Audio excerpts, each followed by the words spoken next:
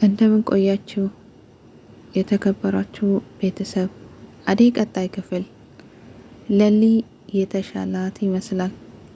ምክንያቱም ለሊ አልፎ አልፎ አደይንና ባቡሬን ያወቀችው ይመስላል። አንዳንድ ጊዜም ተኝታ ያለፉትን ትዝታዎች እያየች ትገኛለች። ምናልባት ዶክተሩ አደይ ለሊ በቅርብ ጊዜ ይሻላታል፣ ራሷን እያስታወሰች ትሄዳለች በማለት ለአደይ ነግሯታል። አደይም ተስፋ አድርጋለች።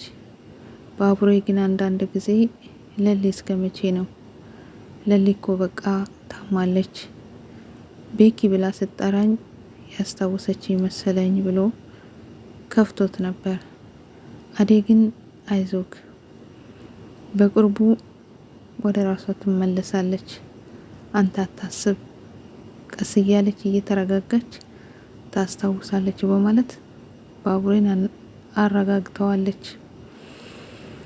አንድ እስር ቤት ውስጥ የነበረች አንድ እህት ባቡሬና የቅምጥል ጓደኛ ከእስር ተፈታለች። ቤዛን እንዳገኘቻት አልወደደቻትም።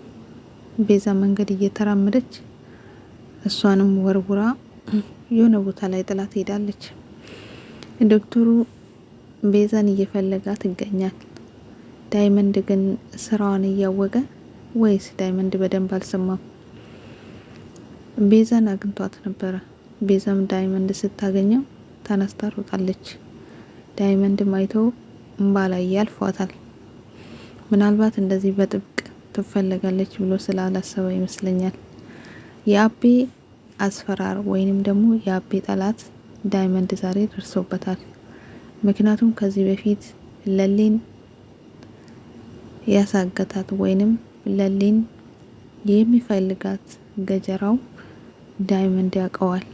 ምክንያቱም የባቡሬን እናት ይዘው ስለነበረ በዛ ምክንያት ዳይመንድ አውቆታል። ታዲያ አቤ እንደ ወንድ እንኳን አንድ ጊዜ ቆም ብሎ ማን አንተ፣ ከየት መጣ፣ ለምንድን ነው የምታሳድደኝ ብሎ አልጠየቀም። ብቻ እንደው ጠላቴን አየው፣ ጠላት መጣብኝ በማለት ብቻ ሄሉን ከሀገር እንጧ፣ ከሀገር መሄድ አለብን ብሏታል። ሄሉ ግን ከሀገር በፍጹም መነቃነቃት አትፈልግም፣ መሄድም አትፈልግም። አቤ አንተ ከፈለክ ሄድ፣ እኔ ግን አልሄድም፣ አገሬን ትቼ አጎቴን ትቼ። ሄሉ ቁርጠኛ ናት። ምክንያቱም መቼም ቢሆን ሀገሯን ትታ መሄድ ስለማትፈልግ። አቤ ቀላል ነበር። ጠላቴ ናቸው ብሎ የሚሸሻቸው ሰዎች ገጀራውን ብቻ በመያዝ ማን እንደላከና ለማን እንደሚሰራ መጠየቅ ይችል ነበር። ነገር ግን አቤ ባየ ቁጥር ይሸሻል፣ ይሮጣል። ሩጫ ደግሞ አያዋጣም። ቆም ብሎ መጋፈጡ አንዳንድ ጊዜ አስፈላጊ ይመስለኛል። ምክንያቱም እሞታለሁ፣ እንደ ቤተሰቦቼ ራሴን አጣለሁ በማለት አስቦ ይመስለኛል አቤ። ለሌላ አይመስለኝም። ለማንኛውም ለሊ በድጋሚ እቤቷ ተኝታ ሳለች በፊት ባቡሬን እንዴት እንዳገኘችውና ባቡሬ ይዟት በነበረበት ሰዓት የነበረውን ነገሮች በትዝታ እያየች ነበር። አዴንም እንዴት እንዳገኘቻት፣ ምኑ ጋር እንዳገኘቻት እንዲሁ ዝም ብላ እያስታወሰች ነበር። ታዲያ ከዛም ስትነቃ አዴ ዴቭ እንደምጠብቃት ለባቡሬ ነግራ ወደ ዴቭ ሄዳለች። ዴቭንም አደራህን እስከሚመለስ በማለት ባቡሬን ማለቴ። ስለዚህ ለሊ ከእንቅልፏ ስትነቃ ፊት ለፊቷ የነበረ ባቡሬ ነበረ። እሱንም ቤኪ በማለት ጠርታዋለች።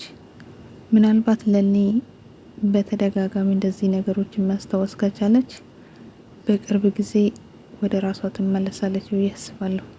ደግሞም ወደ ራሷ ተመልሳ ለሊ ወዳጇንም ጠላቷንም ብትለይ።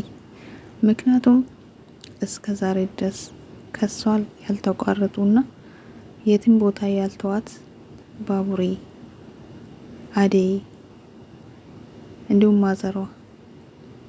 ሌሎቻቸው ያው ሲያሰኛቸው መጥተው ይጠይቋታል።